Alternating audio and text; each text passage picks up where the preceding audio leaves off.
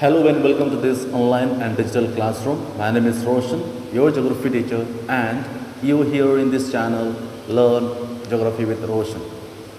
We were discussing about the waste management and we discussed about need for management of waste. We discussed how the waste must be managed and what is the reason behind this that the accumulation of the waste is increasing. So in this video, we shall discuss about the methods of safe disposal of waste.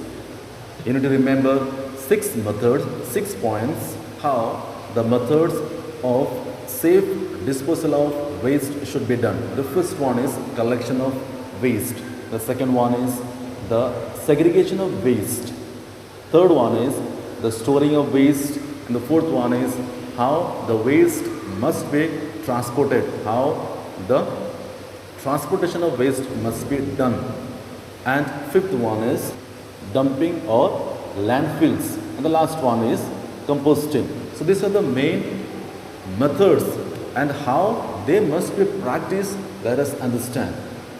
Alright, the first one, that is collection of waste. Proper collection of waste is very important activity and responsibility of the municipality. So how the collection of waste must be done properly, should not be neglecting the collection of the waste. The municipality should see its responsibility that it's collecting. It should be kept in mind that the municipality is taking responsibility to collect the waste properly and orderly. Collection of waste must be organized area-wise by covered trucks, vans or rickshaws so as to prevent littering on the roads. So how the collection must be done? It should be collected in the covered vans so that when the transferring of the waste is done, it should not be falling on the roads. Littering should not be done. Day-to-day collection is very important to prevent spread of diseases, contaminating and polluting the environment. So every day or alternatively the municipality has to collect the waste and dispose in the place where it's supposed to be disposed. Otherwise accumulation of the waste nearby the localities will obviously spread the diseases and the areas will be contaminated. The air pollution will be there as well as the water will be contaminated. Building material, debris and demolition waste must be separately collected and disposed of appropriately. So the building materials, the boulders, the cement, the bricks and all other materials, heavy solid materials has to be separately disposed. It should not be mixed with the all other waste that is collected in the cities. We have the second point, that is segregation of waste. Segregation of waste means the biodegradable waste and the non-biodegradable waste must be separated at the source. Otherwise what happens? It will be affecting and it is difficult to decompose. It is difficult to manage the waste. The waste from residential areas, hotels, restaurants, office complex and commercial areas must be segregated at source into different categories of biodegradable and non-biodegradable waste. So from the source it must be segregated. The biodegradable waste are easily able to decompose in the soil, but non-biodegradable waste are not easily decomposed in the soil. They are difficult to mix in the soil. It takes long time to mix in the soil. Biomedical waste and industrial waste must not be mixed with municipal solid waste containing of biodegradable garbage. So the biomedical and the industrial waste must not be mixed with the biodegradable waste. The biomedical waste are bit the infectious, the disease may spread, or the waste that is generated from the medical center or hospitals, that must not be mixed with the all other waste, that is biodegradable waste. Otherwise it may spread diseases or it may affect infections to the people. Waste must be segregated into vegetable, fruits, leaves and garden waste, glass, paper waste at source. So the glass and the waste which are biodegradable, the leaves, garden waste and the trees must be separated from the waste. The glass, the broken glasses and the leaves should not be mixed together, otherwise it is difficult to segregate, or it is difficult to manage the waste. The toxic or non-biodegradable chemical and e-waste must be treated separately. The toxic waste or non-biodegradable waste or e-waste. E-waste means electrical waste. The computers, the wires or the old devices must be separately disposed. Waste must not be left in open but kept in closed containers for municipal collection. So remember that the waste should not be kept open, it should be closed for the collection of municipal collection. Third point, we have the storing of waste. How the waste must be stored. It should not be left open, it should be covered with the vans, or it should be covered with the dustbins, and in that way the safe disposal of the waste is possible. Storing facilities must be provided keeping in mind the quantity of the waste generated in the area and the density of the residents or users. So the storing facilities must be provided with the quantity of waste that is generated in the residential area. How many people are living, what is the population of that localities. Keeping in mind, the municipality should keep the size of the dustbin so that people can dispose in the nearby residence. Vicinity means nearby the residence areas. The collection bins must be covered so that the waste is not exposed to atmosphere and stray cattle. As we discussed, the collection of waste should not be kept open, it should be covered so that the stray cattle or animals should not eat and they may be killed. The storage bins must be so designed that the handling and transferring of waste into vans or trucks can be done properly. So in South India, you can see the special type of the vehicles are there to collect the waste. It is designed very well so that it is very easy to dispose inside the vehicles. So that must be practiced all over the country. Manual handling of waste must be avoided so as to prevent people from exposure to dreadful diseases and infections. So the manual collection should be avoided because it's a mixture of some medical or biomedical waste that can cause infections or dreadful diseases may spread. Now we have the transfer and transportation of waste. How the waste must be transferred after collection of the waste in the vehicles, how it should be transferred. Vehicles used for transfer or transportation of waste must be specially designed for waste collection. So the vehicles which are collecting the waste must be only collecting only for waste. It should be designed well so that the waste should not fall while transferring to the place where it's supposed to be dumped or disposed. It should be covered while being transferred to prevent the pollution of environment and spread and litter on the roads. It should be covered to avoid the littering on the roads and spread of environmental pollution. The network of collection should be consistent and well planned. The bins must be emptied every day to prevent overflowing. So municipality should keep in mind that the collection of waste must be done every day so that there is no accumulation of waste and the overflowing of waste from the dustbin. Dumping and landfills. These are the 2 points that you need to remember. Dumping, what is dumping, and what is landfills. Right, it's 2 different points. So dumping and landfills are the one of the methods to safe disposal of waste.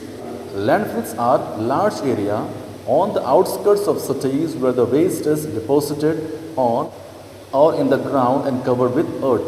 So landfill means when the waste are carried outskirts of the city and a surface area is dug, made a pit, and the waste is being dumped, and what happens?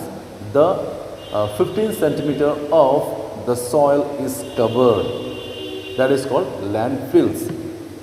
Since landfills are covered, there is minimum air pollution. However, it is difficult to maintain large landfills in view of the increasing overcrowding of cities due to growing population.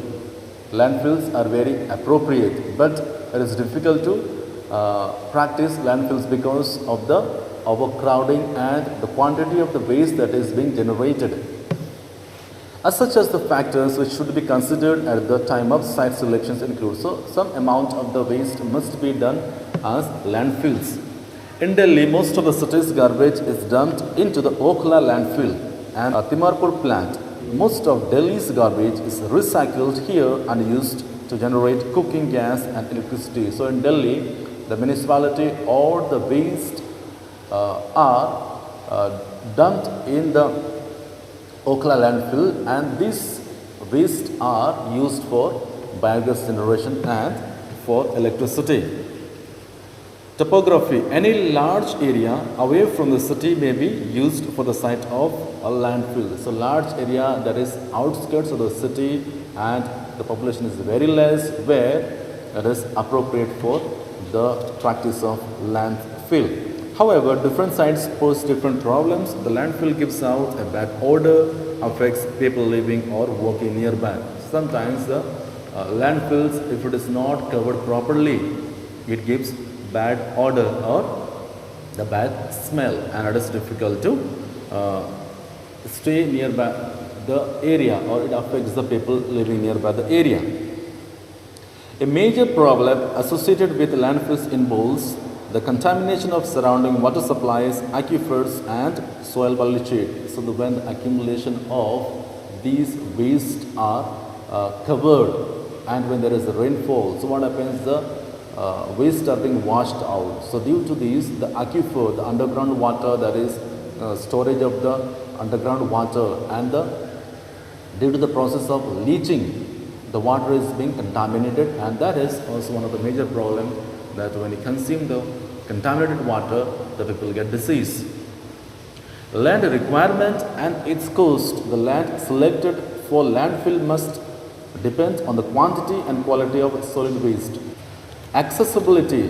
The site of disposal must be located either centrally or near the source of waste generated. So the waste disposal area or the landfill area must be accessible to the local people, or the municipality should dispose it which is selected in the nearby area for dumping the waste. Cover. A sanitary landfill requires at least 15 centimeter cover of thick compacted soil at the end of each day's work. So at least 15 centimeter of the soil should be covered.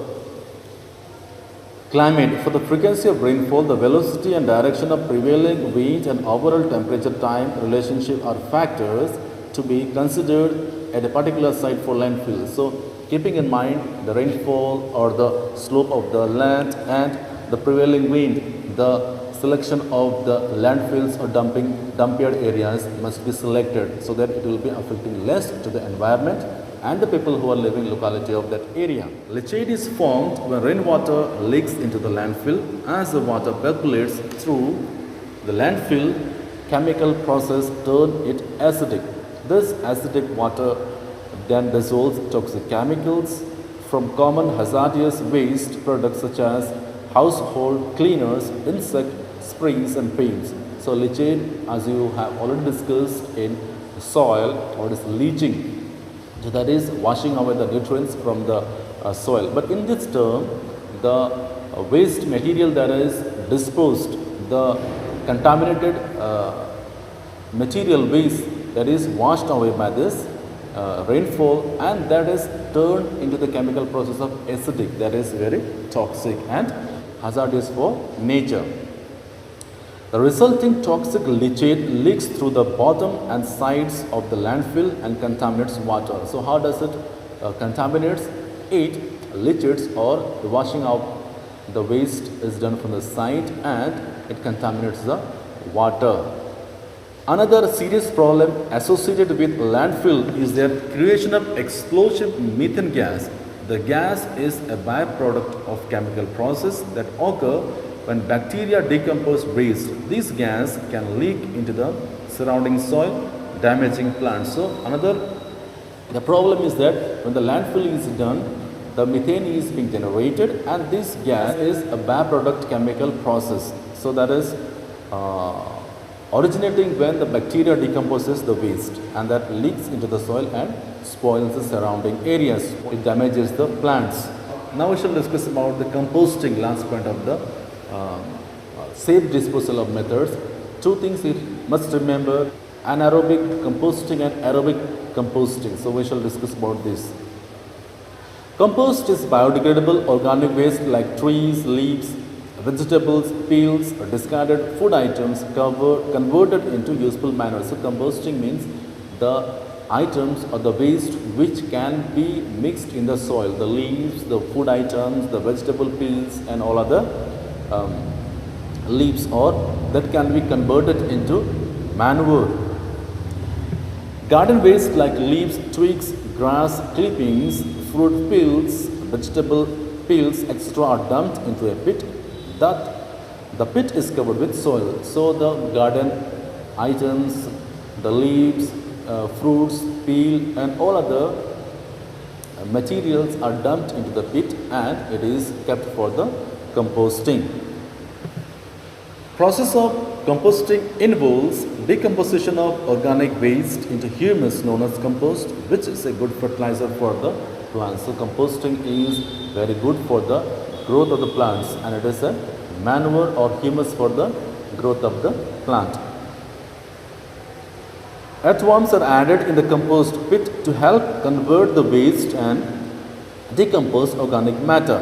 These droppings also enrich the compost. This method is called vermicomposting. Underline this word term, vermicomposting. So in the vermicomposting process, the earthworms are left into the compost so that these earthworms eat that waste and they convert into the humus or manure, that is known as vermicomposting.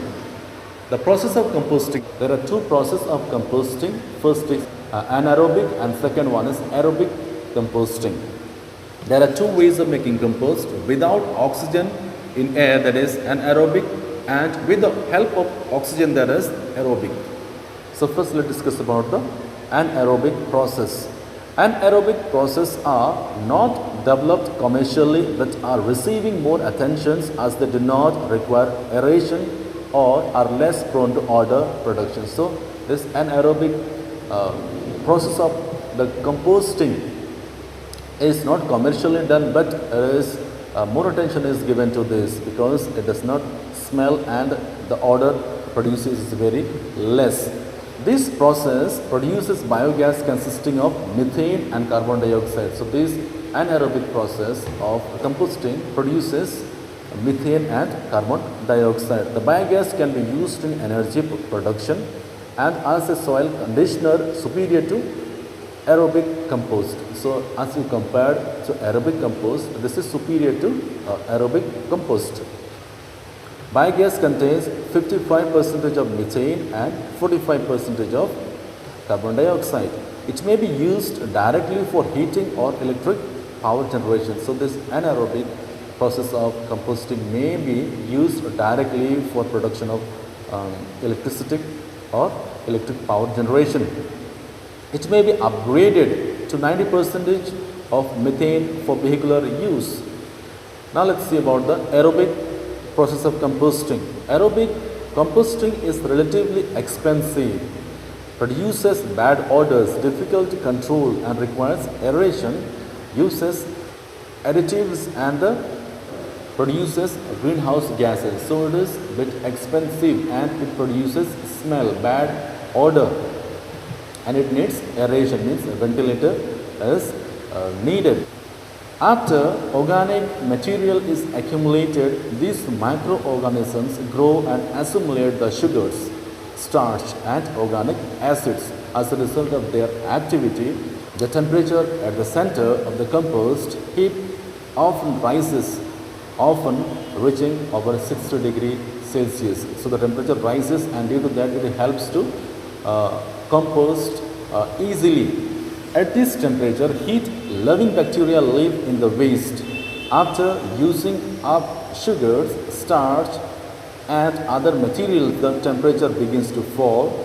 At this lower temperature, other microorganisms like fungi become dominant. Now the waste is said to be stabilized, but the biological activity continues, affecting elements of waste to be broken down. So when the sugar, starch, and other materials are added, the temperature decreases, and what happens? The other organic materials are continue to eat the waste that makes again more humus and fertile for the composting. Now let's discuss about the advantages of composting. There are many benefits that result for the process of composting. The first one is conversion of organic waste into valuable fertilizers. As we know that the composting, as it is converted to the organic waste, it is good for fertilizers or manure for the crops. Reduction of the quantity of waste to be disposed by householder. Recycling of organic materials and nutrients back into the soil. So due to the composting, the recycling of the organic materials, and it is back to the soil, which is good for the growth of the plants. It is a natural waste disposal system. Naturally it disposes, it is not harmful to the environment. Compost improves the texture of the soil, it aids plant growth, it increases the water holding capacity of the soil. So due to the composting, it also holds the capacity of the soil. It increases the holding capacity of the soil. So these were the few methods of the safe disposal of waste. Remember how the collection must be done, how the segregation must be done, how the storing of waste must be done, and how the transportation of the waste must be done, dumping, landfills, and composting. These are the few methods of safe disposal of waste. Thank you for watching this video so patiently. All the best. I remain.